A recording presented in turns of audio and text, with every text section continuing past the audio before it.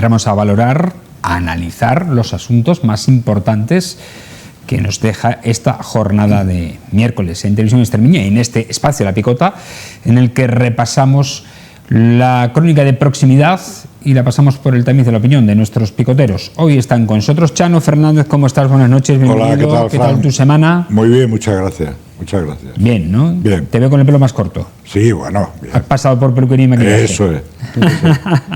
Eso es. Jorge Gruar, ¿cómo estás? Buenas noches, bienvenido. ¿Qué tal? Bien, muchas gracias. Bueno, con mucha actividad recientemente, ¿no? Hemos estado visitando con el Club Senior a la Asamblea. Habéis tenido, es cierto. Fuimos invitados por la presidenta de la Asamblea y creo que fue muy interesante poder hablar allí con toda nuestra representación allí. Y luego tenemos un tema que yo te quisiera comentar, aparte de la protesta del campo, aparte de los éxitos del Mañana, por cierto, hay concentración frente a la Consejería de Agricultura aquí en Mérida. Así lo digo por los usuarios de las diferentes entradas de la ciudad, que sepan que va a estar cortada la de Agricultura. Yo quisiera también aquí aprovechar este balcón tan importante para los emeritenses para recordarle que desgraciadamente ha fallecido María Isabel Mijares, aquella extremeña tan excelente embajadora que hemos tenido siempre los extremeños, pero sobre todo los emeritenses y el mundo de la enología, el mundo del campo, el mundo de la gastronomía. La hemos recordado, que sepas, pero está bien dar tu pésame y tu opinión personal aquí, pero la hemos recordado en el momento que sucedió. En esta próxima VINAC la echaremos de menos. Sí, además, ciertamente. Bueno, pues vamos a comenzar hablando de la crónica de proximidad. En principio, hoy hemos conocido que se han recepcionado las obras de mejora del Conservatorio de Mérida. En este sentido, se tratan de obras de eficiencia energética, tras una inversión del Ayuntamiento de Mérida que asciende a 62.440 euros, que están en un 80% cofinanciados por los fondos EDUSI Mérida Central. El alcalde Antonio Rodríguez Osuna visitó en la mañana de este miércoles el edificio para comprobar los trabajos donde se han cambiado carpintería metálica exterior, así como las luminarias, instalando para ello otras de tipo LED. Esta actuación se suma a las ya realizadas en los últimos años, según apunta el consistorio, en este edificio del conservatorio, como son la pavimentación de todas las plantas, la adecuación de sus aulas, la instalación de un ascensor. Estas mejoras ascienden a más de 150.000 euros. Y hay que recordar que el conservatorio Esteban Sánchez ya está gestionado por la Junta de Extremadura, pero en el convenio en el que se hizo la pasada legislatura, creo que fue de traspaso de la gestión del conservatorio, se especificaba que el mantenimiento del edificio corría a cargo del ayuntamiento. Esto abre un pequeño debate que yo creo que sería importante también abordar sobre las competencias no financiadas que tienen los ayuntamientos. No es este caso porque ya está, como digo, conveniado con la Junta de Extremadura, pero sí con respecto a los centros educativos, porque los centros educativos de primaria, pese a que la gestión y las competencias las tiene la Consejería de Educación de la Junta de Extremadura, el mantenimiento, no la obra nueva, pero sí el mantenimiento corre a cargo de los ayuntamientos. Y en este sentido están infrasubvencionados o infrafinanciados. Chano. Pero tiene que ver, Frank, con... Son de los viejos modelos que quedan ahí pendientes y que todavía nadie le ha metido mano. Entre otras cosas, la propiedad de los edificios, ¿de acuerdo? De los viejos edificios que eran, digamos, la tradición era que generalmente eran obras propiedad de los ayuntamientos, las viejas escuelas, sí, ¿no? En escuelas municipales. En el primer tercio del siglo XX, en fin.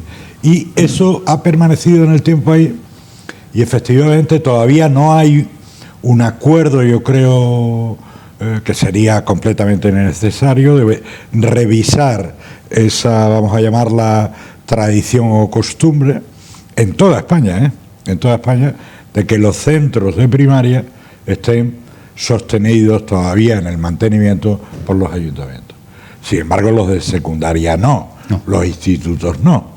Los institutos es el propio ministerio o ya las autonomías que tienen transferidas educación desde hace muchos años, desde la Constitución del 78 lo hizo posible, los institutos los mantiene las propias consejerías de educación de las diversas autonomías. En este sentido, ¿no creéis que sería necesario el hecho de que se abordase de una vez por todas por un gobierno en consenso con el resto de formaciones políticas, de una vez la financiación de las distintas niveles de la administración, Sin Estado, duda, comunidad, ayuntamiento? Sin duda es una cuestión pendiente en España todavía, y también en relación con los ayuntamientos, lo que podríamos llamar las funciones impropias. Impropias. Las funciones impropias que no corresponden a un ayuntamiento y que, insisto, por la costumbre y por lo que se ha venido haciendo comúnmente, está ahí. Y una de ellas sería esta, pero hay otras muchas.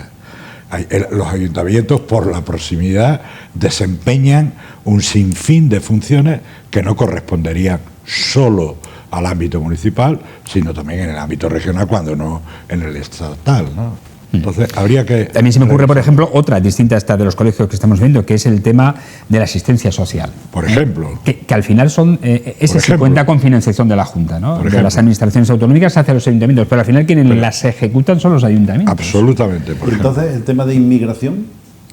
El tema de inmigración está centralizado en el Gobierno de España y con las funciones de las comunidades y de los ayuntamientos.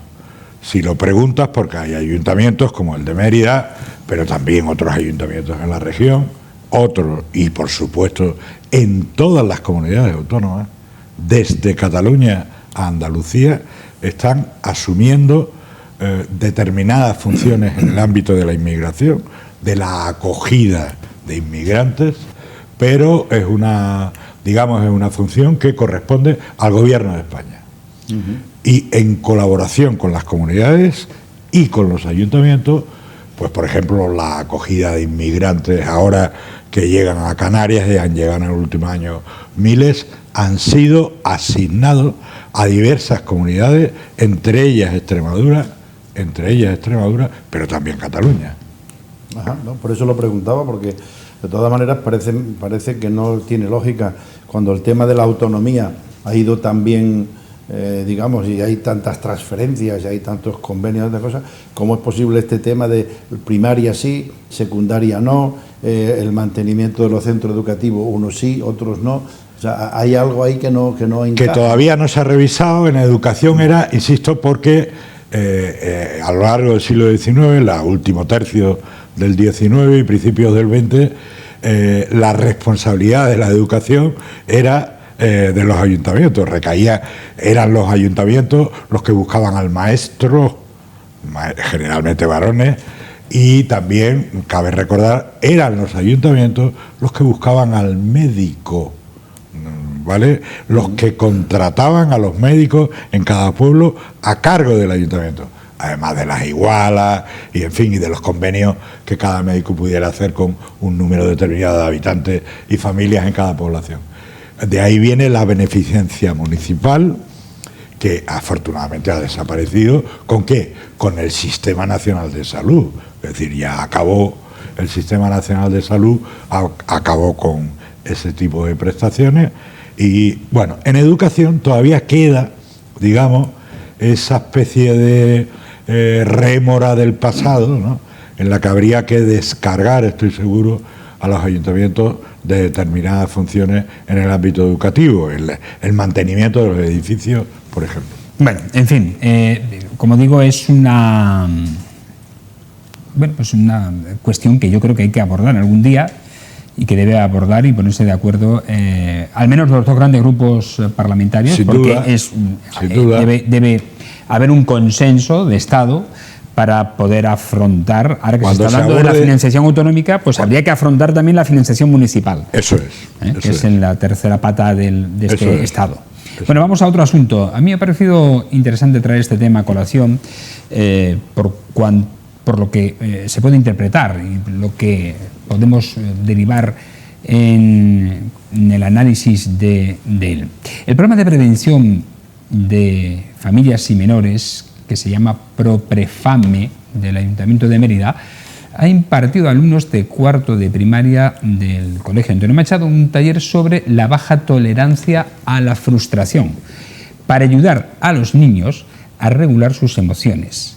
Me llama muchísimo la atención que niños de cuarto de primaria pues puedan tener frustración. Evidentemente la frustración a lo largo de la vida del ser humano es notoria, pero que en niños tan pequeños se puedan generar este tipo de sentimientos preocupa. Por eso este taller que se ha celebrado durante este mes de febrero en este centro educativo ha constado de 2 sesiones. Una primera en la que se trató sobre qué es la frustración, las características de los niños con baja tolerancia a esta, las reacciones sensoriales y emocionales que provoca y que puede hacer volver a la calma. Y en la segunda sesión, más dinámica, cada alumno hizo su propio bote de calma, que se llama una herramienta sensorial para ayudar a los menores a regular sus emociones y a centrarse y concentrarse. El objetivo es dotar a los menores de herramientas para que puedan calmarse y regular sus emociones ante esa situación de frustración. De cara a los próximos meses, este programa tiene previsto realizar algunos talleres más en los centros educativos de la ciudad y se seguirá trabajando la resolución de conflictos, además de una de las temáticas demandadas por los centros escolares, que ha sido la sensibilización del racismo y la educación afectivosexual que se impartirá en diversos centros de la ciudad.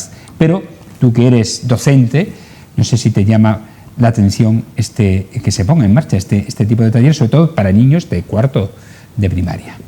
No me llama la atención, Fran. Niños de cuarto... De eso he dicho primaria, ¿no? Has dicho en primaria. Primaria del CEI. Y es en primaria. Es en primaria. Es en primaria. Y estamos hablando de niños entre 9 y 10 años. Exacto, eso es. ¿De acuerdo? 9 y 10 años. Que están en cuarto. Y yo creo, Fran, que efectivamente este tipo de iniciativas, tú comenzabas tu intervención diciendo que todo el mundo, todos los seres humanos, ¿no?, conocemos lo que es la frustración en algún momento de nuestra vida, es evidente, ¿no? Las frustraciones que son de diversos tipos, ¿no? Te frustras cuando tu equipo no gana la liga, digo, por hablar de cosas más frívolas y menos importantes. Yo me frustraba con los Reyes Magos, eso es. porque nunca me traía lo que pedía, aunque a cambio es verdad que después lo valoré. El ser humano se frustra cuando efectivamente te marcas unos determinados objetivos y tienes unas determinadas ideas y luego no se consigue. Esto es natural. En la adolescencia, que es el comienzo de todo, por tanto, creo yo, aunque yo no soy un experto en psicología infantil, ni muchísimo menos, pero mi propia experiencia como educador, como profesor y haber tratado durante años con gente joven y también me muevo en el mundo como vosotros, ¿no? Y tenemos familia, en fin, hijos, y sabemos cuáles son las cuestiones.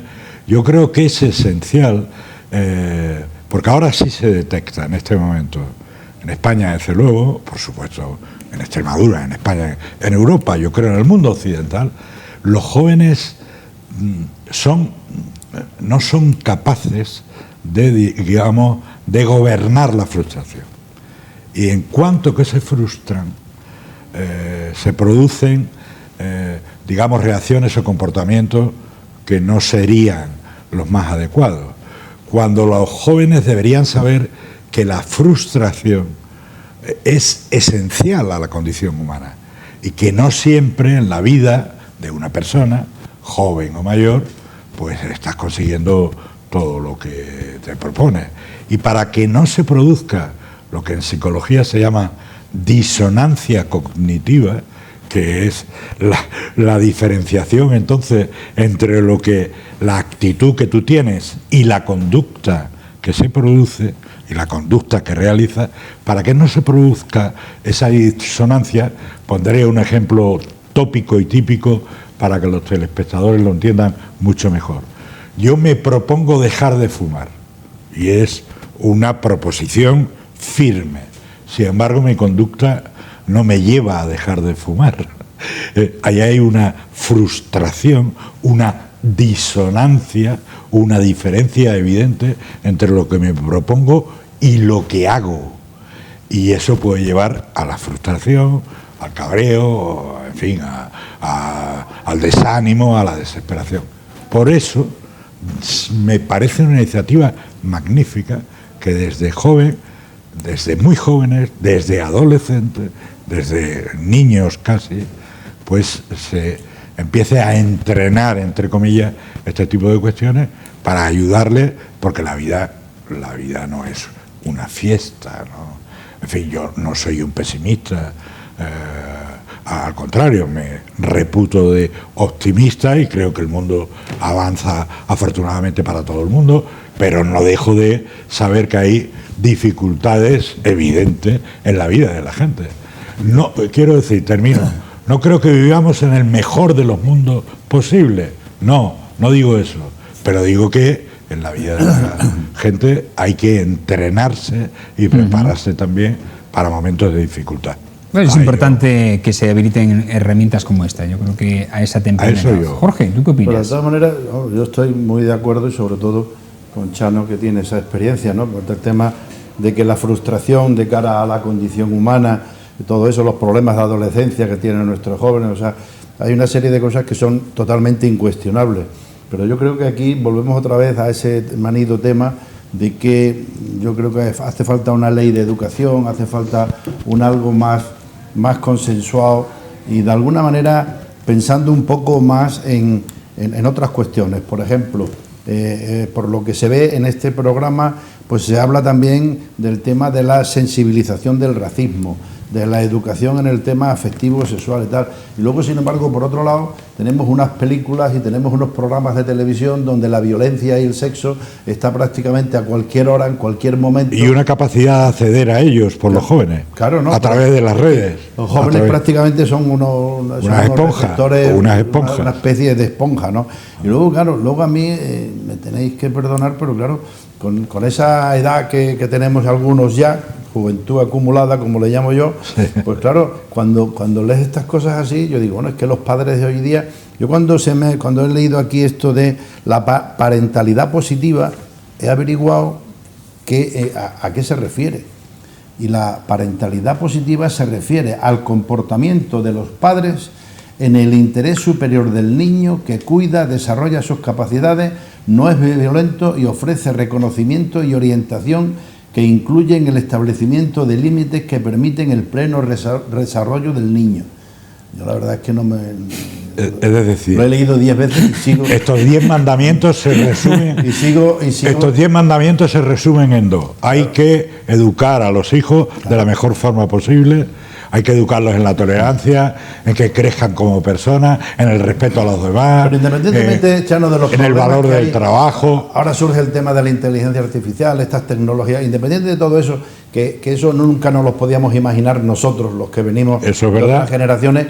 Aparte de eso, yo creo que se ha entrado también en una agilitontez verdaderamente importante, o sea que se están abandonando otro tipo de valores más importantes y ahora se le está dando importancia a algunos y sin embargo, insisto, no nos damos cuenta, sobre todo los medios de comunicación, la importancia que están teniendo para nuestros hijos y algunos ya para nuestros nietos. Es decir, es tremendo, ¿no? Y ahora cuando ven a estos negritos y cuando ven cómo se trata y el tema de la inmigración y tal, oye, a niños, como tú bien has dicho, de 9 y 10 años, en cuarto de primaria, ¿qué les vas a decir? Si están despertando y están empezando a ver cosas que no se las podían imaginar, ¿no? Justamente es intentar que ellos comprendan la realidad del mundo en la que viven y que comprendan y aprendan a administrar lo que se llama en términos comunes la frustración.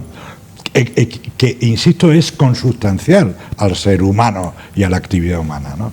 Entonces, además, me parece bien, Jorge, y coincido contigo, en la idea de la educación en valores, que creo que a lo que te estás refiriendo, en el respeto a los demás, en el respeto, por supuesto, a un comportamiento adecuado en la vida cotidiana, el respeto a la libertad de los otros, a aprender a vivir en convivencia, en el respeto al diferente, a las diferentes también, es decir, a todas las personas, ¿no? Bueno. Y en esa línea, termino por tanto, todos los esfuerzos que se hagan, Jorge, me parecen plausibles. Sí, en eso estamos de acuerdo. Me quedo con lo de parentalidad positiva, la definición, para apuntármela. Si quieres explicarlo y que nadie se entere con esa redacción. Esa probablemente es la definición canónica, es la definición de diccionario, digamos. Sí, ¿no? sí. Bueno, vamos a algo más prosaico. El mundo de la psicología más tangible. Es muy complicado, ¿no? Vamos a algo más tangible, porque el gobierno autonómico de María Guardiola ha mostrado su respeto, dice, absoluto a la intención del Ayuntamiento de Sevilla de cerrar la Plaza de España de la ciudad para cobrar entradas a los visitantes de fuera de la provincia, y ha afirmado que en estos momentos no se contempla una medida similar en la región, aunque no se descarta que en un futuro, si es necesario, se hiciera, según ha afirmado la consejera de Cultura, Turismo, Jóvenes y Deportes, Victoria Basaga, a preguntas de los medios. Bueno, ayer ya se lo plantearon también al alcalde de Cáceres y no desdeña en la posibilidad de que se pudiera cobrar entrada para visitar el casco antiguo. Sin embargo, el alcalde de Mérida ha rechazado, efectivamente. Ha rechazado esa posibilidad. A mí me parece... Entre otras cosas, en Mérida ya se paga. Cuidado, es decir, por visitar los recintos que son cerrados. A mí me refiero al teatro, anfiteatro, claro, y museo, etcétera. Sí, que están musealizados y que tienen una función distinta. Pero yo creo que esta iniciativa, que ha sido rechazada por el gobierno de España, pero también por diversos gobiernos autonómicos y alcaldes de ciudades importantes de Extremadura y de España, yo creo que es una medida que no tiene mucho sentido. Si no es por un afán recaudatorio, ya se vería, y además a mí lo que me preocuparía es que determinados espacios públicos, yo creo que Jorge también lo verá y lo entenderá, determinados espacios públicos puedan ser, comillas, privatizados, ¿no? En cierto modo es una privatización. Oiga, hombre, el ágora donde nos reunimos, la plaza donde nos reunimos, y que en España es un país afortunadamente mediterráneo que ha vivido mucho hacia afuera a lo largo de su historia, por eso los conocemos. Hay que tener cuidado. Y termino diciendo, otra cosa es una tasa turística, sí, que en muchos países y capitales europeas ya existe. Cuando llegas a... Hace 2 semanas estuve en Bruselas y me cobraron 8 euros. Eso es. Se paga en Bruselas, se paga en Lisboa, se paga en París, quiero recordar, se paga en algunas ciudades italianas. Esa es otra cuestión. Cuando el turista va a su establecimiento hostelero, sabe que, además del precio de la habitación y del recurso turístico, tiene una tasa. Esa es otra cuestión. Pero claro, termino ya, Jorge, una plaza como la Plaza de España de Sevilla, que data de 1929, es cuando se construye... Con un extremeño como protagonista, el ceramista, de Navia. Y un arquitecto andaluz que ha dejado muestras de su arquitectura, muchas en Extremadura, entre ellas la vieja Casa de la Chicuela de Cáceres, que era Aníbal González, ¿de acuerdo? Y esa construcción de 1929, que es un hito turístico en la ciudad, pero también para los sevillanos y para todos los visitantes españoles que van allí, ¿no?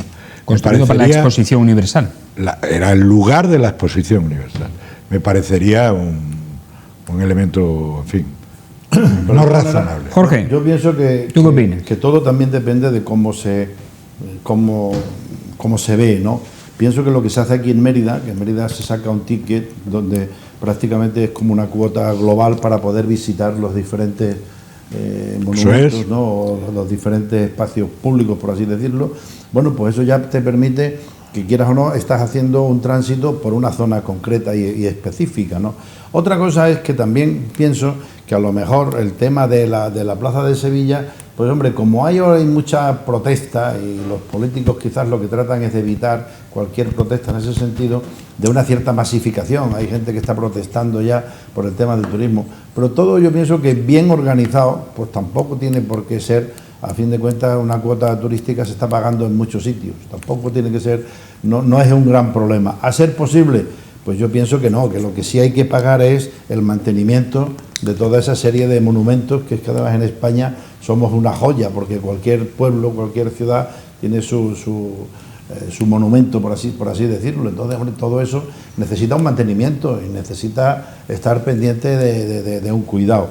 Ahora, evidentemente que se descarte esta medida que se quiere, que yo creo que no se va a imponer en Sevilla. Lo que pasa es que si también le quieren buscar el pretexto de que con esa recaudación van a hacer algo, pues no deja de ser un poco infantil, ¿no? Porque el ayuntamiento supongo que tendrá su presupuesto ya para hacer lo que tenga que hacer, ¿no? Claro. Ahora, también... Sí, bueno, la excusa, por decirlo, es mantener allí una cuadrilla de personas para su conservación. Pero el ayuntamiento tiene que encontrar fórmulas para mantener esa plaza, que es una plaza pública, por eso la tiene que mantener, y la plaza de Sevilla, que creo que conocemos desde luego nosotros, pero muchos de los telespectadores, es un lugar impresionante, ¿no? Sí.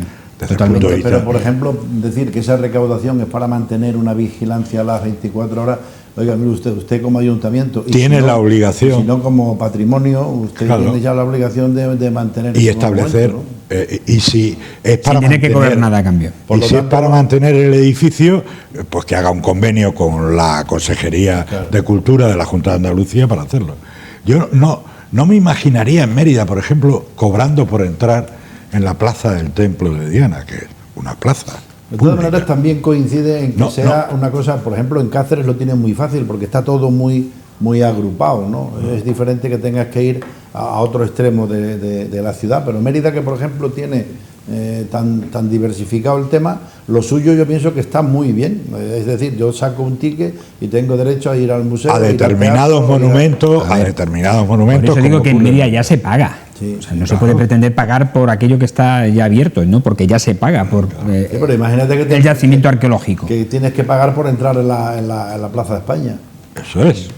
Eso es un debate, por eso lo traía interesante, porque sería la privatización del uso público de espacios públicos. Esa es la cuestión que a mí más me llama la atención, es decir, el peligro de privatizar espacios públicos que pertenecen, por definición, a toda la ciudadanía. Bueno, vamos a la polémica de la semana, la del ministro, concretamente, el que fue ministro José Luis Ábalos, el de Transportes, Óscar Puente, ha defendido que ha sido su predecesor.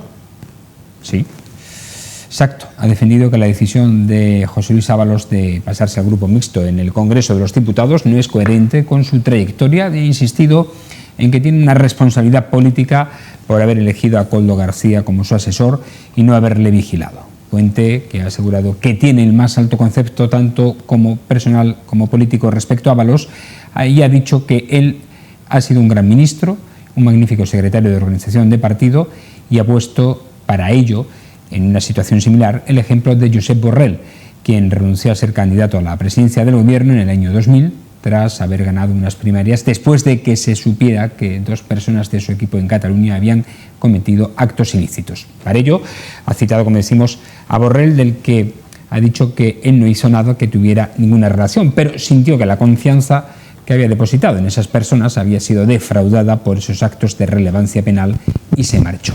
También ha señalado que nadie en el PSOE le está acusando de corrupción a Ábalos. Jorge. Bueno, este es un tema que hoy día sabemos todo el mundo está ahí. Por un lado, esto de que no es coherente con su trayectoria, y ha insistido en que tiene una responsabilidad política. Yo aquí quisiera expresar, como hago siempre, mi opinión. Yo es que creo que, por ejemplo, no vale de nada el ejemplo de Borrell, porque Borrell demuestra perfectamente que es un político de los políticos que están de cara a la sociedad, de cara al pueblo, de cara a todo esto, y sin embargo, por otro lado, estamos comprobando que están llegando gente a la política que desde luego dejan mucho que desear. Son personas que, si vemos su trayectoria, el principal problema es que esas personas tienen un comportamiento porque que Dios me perdone, como decía aquel, oiga, es que usted no ha dado un palo al agua, usted no ha hecho nunca nada, usted está viviendo de este cuento. Es decir, lo que uno acaba preguntándose es cómo un hombre como Ábalos, pues ha llegado donde ha llegado, que bueno, alguna habilidad tendrá, pero desde luego no quiere decir que tenga una formación, que tenga incluso culturalmente, en todos los sentidos, no lo sé. Pero estamos comprobando últimamente que llegan a la política, y no hablamos a la política local, hablamos a nada más y nada menos que a ser prácticamente un hombre que ha sido, después de Pedro Sánchez, ha sido el factor. ¿Cómo puede tener todo el poder que tiene este hombre? Y ahora tenemos que creerle, no tenemos que creerle, tenemos que hablar de sus métodos, de su manera de comprobar y tal.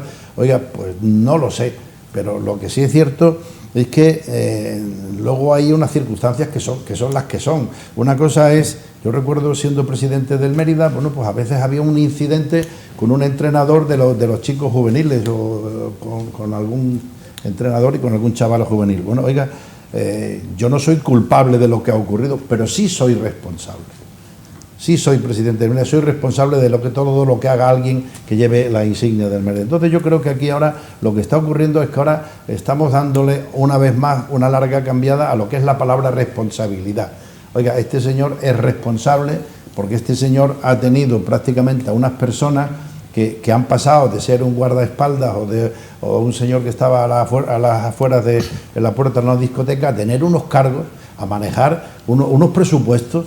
Oiga, ¿de verdad esas personas están capacitadas para estar? Es que últimamente estamos viendo llegar a cargos de verdadera responsabilidad a personas que, oiga, y fíjate que trato de no entrar en política. O sea, a mí me da igual el partido en el que se esté, pero oiga, hay una cosa que para mí está siendo verdaderamente deprimente, y ahí aparece un poco mi tacha empresarial, que es la gestión. Oiga, mire usted puede ser estupendo llevando la bandera a un meeting o echando, pero oiga, mire usted, yo necesito aquí una persona con estas características y para este puesto. ¿Cómo es posible que hay personas que hayan llegado a donde han llegado, como han llegado determinadas personas de la confianza de este hombre, del propio Ábalos?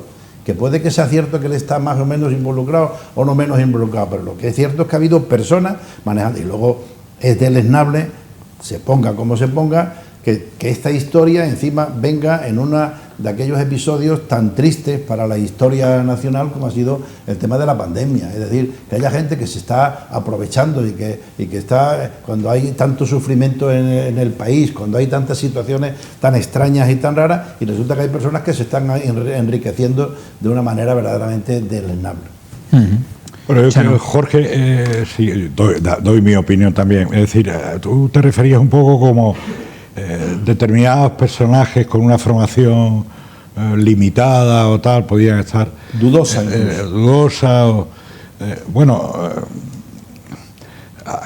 y como está relacionado con la corrupción, Jorge, la historia reciente de nuestro país indica que la corrupción también se hace con egresados de Harvard, sí, la corrupción está ahí. Por decirlo. Sí. Es decir...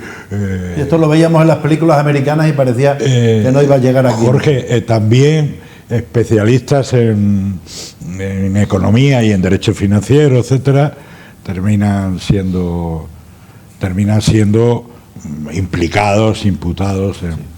Hemos tenido, Jorge, un personaje en el ámbito de la política que fue ministro de Hacienda y está imputado en diversas causas en un gobierno del PP, en fin, creo que los telespectadores saben perfectamente a lo que me refiero. Ha habido también ministros de otros colores y de otros gobiernos, en fin, la corrupción se da. Pero el hecho concreto en este momento, Jorge, mi opinión, Jorge y Fran, que nos planteaba como debate, mi opinión es que efectivamente el Partido Socialista Obrero Español, la dirección del Partido Socialista ha acertado pidiéndole a este militante, a este diputado, a este exministro y a este secretario, ex secretario de organización, que debía dimitir de la condición de diputado. Yo creo que, insisto, sin prejuzgar, y yo no lo prejuzgo, es más, voy a dar mi opinión también, estoy seguro que Ábalos es una persona limpia en este procedimiento, que no tiene las manos manchadas de corrupción, en mi opinión. Ya veremos. Ábalos, por cierto, no está imputado, como bien sabéis, no está imputado en ningún procedimiento judicial, en este instante. En este instante.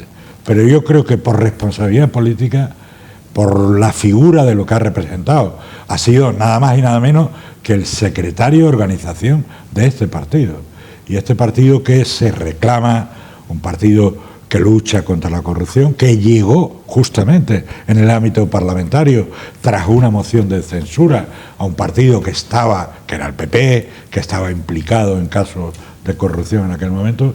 Yo creo que el señor Ábalos tenía que haber renunciado a su escaño. Esa es mi opinión. Es mi opinión de militante, es mi opinión de persona de izquierda, y, insisto, sin prejuzgar nada más. Y tenía que haberlo hecho por responsabilidad. Bueno, si es que, te vuelvo a repetir lo mismo, es que ahora lo que trata es un poco como de decir que él no es responsable, es que responsable sí es. Si yo tengo una serie de personas que forman parte de mi equipo o tal, otra cosa es lo que tú acabas de comentar. Luego piensa que, por ejemplo, el ministro Óscar Puente pues también le ha dicho que lo que no puede hacer es irse al grupo mixto. Es que luego también ahora, que veremos, porque este tema estoy seguro que va a dar bastante juego, luego veremos en qué queda un poco todo esto, porque ¿qué ocurre con su pase al grupo mixto? Pues muy sencillo, yo de momento quiero estar amparado todavía, sí. Porque a nivel personal lo que no quiero es quedarme totalmente descubierto y a ver un poco qué ocurre. Pero yo vuelvo a insistir en lo mismo. Esta clase de personas, tú hablas, si es que la corrupción, desgraciadamente, afortunadamente, no es aquello, y yo no es mi estilo de y tú más y tal. Bueno, vamos a asumir... Eso es, no debe serlo. Vamos a asumir que en el mundo de la política se asume que eso existe. Bueno, de acuerdo. Pero oiga, a la hora de buscar responsabilidades, por otro lado, en este tema del acta de diputado, venía escuchando ya hace un momento, oiga, por ejemplo, a los responsables de los ERE de Andalucía, hasta que no ha habido toda una serie de procesos y tal, no se les ha dicho que tienen que ceder.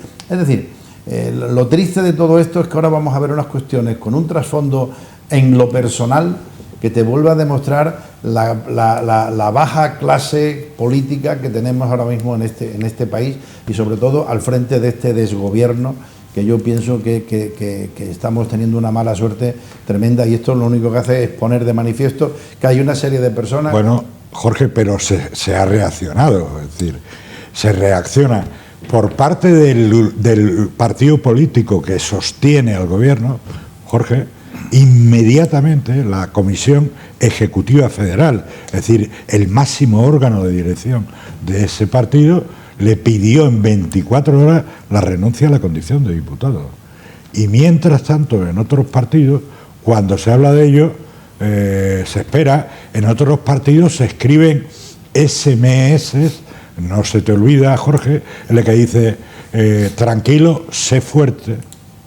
Otro partido escribe a un señor imputado y ha pasado por la cárcel, que era algo así como, creo recordar, el tesorero de esa organización, y se le dice, fulano de tal, sé fuerte, espera, ya imputado. Y en este partido se le dice al diputado y ex secretario de organización, el segundo o el tercero después de el presidente del partido, el secretario general del partido y la presidenta del partido, se le dice, tiene usted que abandonar. Pero tú insisto, Jorge, termino, sí. Discúlpame. No. Y no estoy juzgando al señor Ábalos. Lo que digo, y lo digo en nombre de mi militancia de la izquierda, yo creo que es necesario tener actitudes firmes contra la corrupción. Firmes contra la corrupción. Y una vez, no puede haber más firme que decir, usted era responsable de estas personas que han sido imputadas, Coldo y otras personas del Ministerio. Por lo tanto, usted tiene alguna responsabilidad política y para vigilando también. La responsabilidad política obliga a que usted no siga en la condición de diputado. Esto es lo que se ha hecho. Y yo me alegro mucho que el Partido Socialista Obrero Español haya reaccionado tan pronto y tan bien. Ahora, Ábalos no lo acepta. Bueno, él verá y cómo soluciona una persona que ha sido tan importante en el Partido Socialista. Y para mí, termino como militante del PSOE, me parece uno de los momentos más doloroso que se pueda vivir, porque no estamos contribuyendo efectivamente a la moralización de la política, y lo que estamos haciendo es que los ciudadanos se alejen cada vez más por estas cuestiones de la política, que es la única que puede resolver sus problemas. No, pero yo, en fin, trato también de participar contigo en este diálogo con la delicadeza que tú tocas los temas, ¿no? Pero no nos engañemos, que es imposible muchas veces no recurrir a temas que son tan claros. Es que ahora mismo admitamos que efectivamente el PSOE ha actuado. Es que el gran problema que estamos viendo desde la calle, de a pie, es que precisamente lo que nos hace falta es que el PSOE reaccione, porque nosotros en este país se necesita un partido socialista fuerte. Sin embargo, lo que se nos está dando todos los días en este circo que estamos viviendo es que cada día hay un incidente, cada día hay una novedad nueva por algo que para mí no es el Partido Socialista, que es el grupo que este hombre que está al frente del gobierno tiene en su entorno. Y en ese grupo es donde yo creo que un país debería tener unos mecanismos, porque no se puede permitir que al frente de instituciones y de organizaciones que tienen tanta representatividad y que significan tanto de cara al ciudadano aparezcan personas de esta categoría. Evidentemente que se ha hecho muy bien al decir, oiga, mire usted, entregue usted el acta de diputado, pero ahora viene el subterfugio de decir, no, ahora me voy yo al grupo mixto. ¿Por qué? Porque mientras tanto me voy a defender, y ahora hoy ya ha hecho unas declaraciones este hombre que ya parece que está amainando un poco, no, yo voy a seguir votando al Partido Socialista, que es mi partido, no, yo mis compañeros y tal.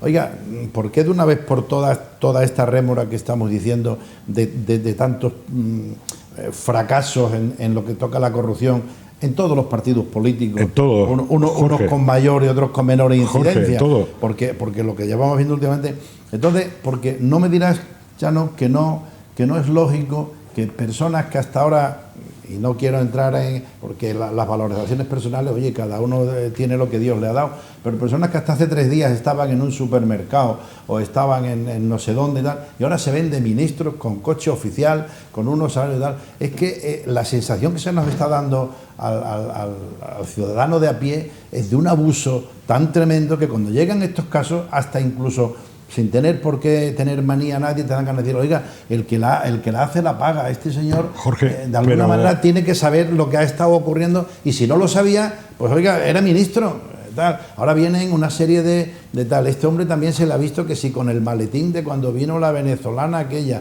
del otro no sé qué, Jorge, va sumando cosas y tú dices, oiga... Pero, insisto, él no está imputado.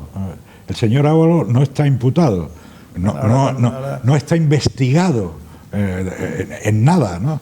Y claro, la idea, yo insisto de nuevo, cuando te vuelvo a escuchar, no es un problema de formación en origen, Jorge. Un mecánico, un carpintero, un electricista, en fin, que te voy a decir que eres un empresario y tratas con los trabajadores como es lógico. Tiene el derecho y la capacidad de representar a los ciudadanos. ¿De qué manera?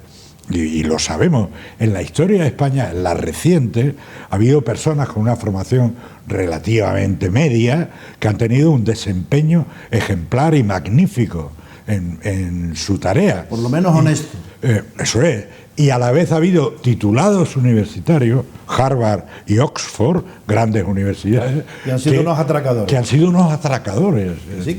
Y los tenemos en Estados Unidos y en Francia y en Alemania y en Italia, es decir, en España. Claro, pero aquí... Jorge, el título académico no da la decencia, en el fondo, como tú dices, pero no podemos olvidar que estamos hablando de una persona que ha sido prácticamente de las primeras autoridades del país, que ha sido un hombre que después de Pedro Sánchez prácticamente lo era todo, y ha sido un hombre que era el apagafuegos el secretario de organización de uno de los principales partidos del país. A nivel ejecutivo, el número 2. El número 2. Claro. Bueno, nos vamos, señores, aunque a nivel estatutario sea el tercero, pero el nivel ejecutivo es el 2, realmente. Pues el presidente del Partido Socialista pocas funciones tiene, aparte de representatividad. Cuando hay vicesecretarías, el secretario está debajo de la vicesecretaría. Bueno, En fin, volveremos mañana a contarles más la actualidad y recuerden que también mañana a partir de las 5 de la tarde les ofreceremos la sesión plenaria del Ayuntamiento de Mérida en directo a partir de las 5 de la tarde desde el Centro Cultural Alcazaba, donde se van a discutir los temas del mes de febrero, el pleno ordinario de este mes. Agradecer, como siempre, a nuestros picoteros su análisis en torno a los temas que hoy hemos propuesto, distintos, hay que decirlo, en algunos de ellos, y que habéis sabido atender muy bien. Gracias, Jorge. A vosotros. Gracias, Chano. Igualmente, muchas gracias, Fran. Y a ustedes, agradecerles, como siempre, su interés, su atención y su fidelidad. Mañana regresamos a las 10 menos 25 de la noche, una nueva edición de La Picota, aquí en Televisión Extremeña. Buenas noches y sean felices.